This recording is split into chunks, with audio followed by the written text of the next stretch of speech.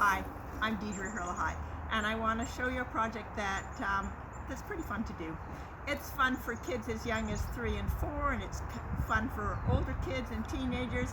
I've done this activity with families too. It's a great project to work on for kids of every age.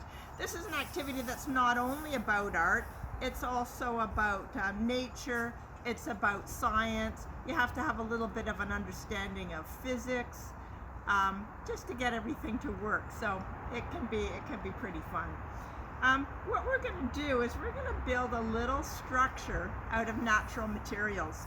So what we're thinking about is we're thinking about a time when we didn't have lumber yards and Home Depot where you could go to buy building materials. You had to just use the materials that were around you to build your structures with. You're going to need a base, and I just have corrugated cardboard. This is just the top of a box. It's big enough. You might want to go really big. This is just a big piece of cardboard from quite a big carton. You're going to need something to stick your materials together with, and I've made Play-Doh. I'm gonna put the recipe on at the end of the video, and you can make this Play-Doh, but there's lots of recipes online. Whatever recipe you find is good. You may have Play-Doh at home, you may have plasticine at home. Clay is another good material to use, so you need something like that that can stick things together. The third thing you need is natural materials, and this is a great time of year for finding natural materials. Some things I found from my garden. I found these twigs from trimming a tree. That's where I got them. This is Japanese knotwood, which I left growing all winter, and I cut it down this spring. This is a flower that was in my planter, and I just pulled it out now. And you probably have some dried leaves around your yard too. I also found materials when I was on my walks this week. I found this plant growing in a field. And when I was in the woods, I found a tree that had fallen down, and the bark was falling off it. So I collected some bark. And I also got these pine cones. There's pine cones of different sizes. Some of these pine cones have been on the ground all winter, and the animals had come, and they've, in looking for the seeds, they've taken these pine cones apart, so they don't have any more little seed protectors on. And somebody in my neighborhood has this tree that has these great seed pods on it. So there's all kinds of natural materials around. Whatever you find will be great. Make my sticks kind of a uniform length before I start. Lots of sticks you can use scissors for, just to cut them so that they're a similar length. But things that are tougher, you might have to use sequiturs. This is a gardening tool that you might have around. You'll have to ask permission to use it because it's a lot sharper than scissors. And it's also, it's an important tool, so you may not get permission to use it, but it's for cutting bigger things. It's a lot stronger. One thing, you might be tempted to, I don't know, pull a branch off a tree that's still live. Don't do that. There's so much stuff lying around on the ground at this time of year.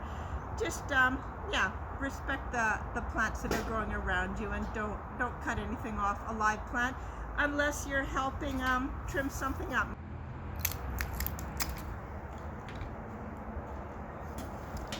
Okay, I'm looking at this Japanese knotweed, and I'm wondering how I could use that to build the walls. So one possibility is to just put this knotweed up vertically, and I can build the walls that way. Another possibility would be like the first settlers in Canada did. They built log cabins, so they had to clear the land of the trees so that they could plant, and they used the trees that they cut down to build their homes.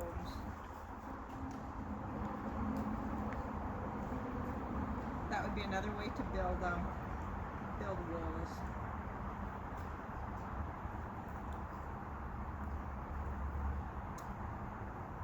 If I was using these sticks,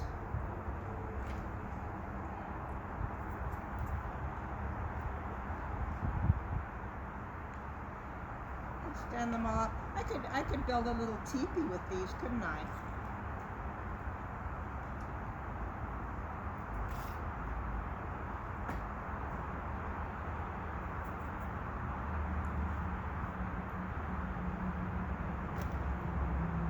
This is where it gets tricky. It's like I need an extra hand here to hold these things up while I'm building. This is one reason why I like to have some of the materials cut to a uniform size before I start, because I'm not stopping to do that. I pulled some stuff out of my garden here. This was from daylilies or irises, and this is still pretty soft even after being out all winter. It hasn't gone brittle like dried grass would. You could use this if you needed something to tie with.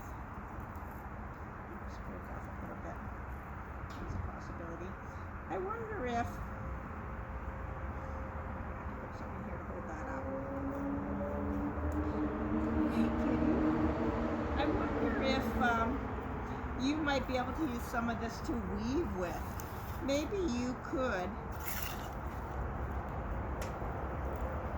weave some of these sticks together.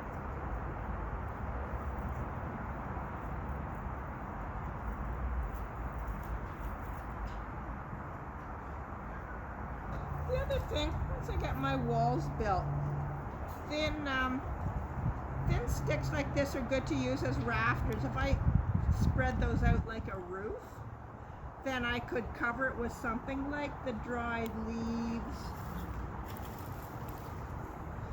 or maybe the bark, and that could cover the roof. I don't think I need to say any more. I think with whatever materials you gather, you should be able to think of some interesting way to make a little structure. So I'm going to challenge you to make a structure that's big enough to put your hand in. It has to have an opening that you can get your hand in, and it has to have a roof. So I'll give you that challenge.